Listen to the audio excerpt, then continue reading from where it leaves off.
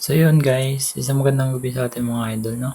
So ito, dito tamang ano lang tayo kay Kaynil Pesto kasi pupunasan natin siya kasi kanina ginamit natin siya kanina and then napadaan tayo sa medyo matubig.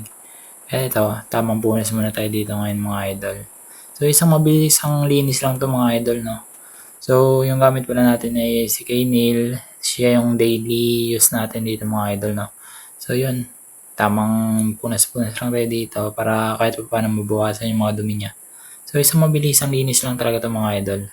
So yan, nakikita nyo naman, isang mabilisang linis lang. So shoutout nga pala kay Bro RB. Shoutout sa'yo bro. So yun guys, ito after natin siyang mapunasan, so ito na siya ngayon mga idol. Yan, ayan na si Kaynil mga idol. Fresh na ulit siya mga idol. So hanggang dito lang tayo mga idol, no? Peace.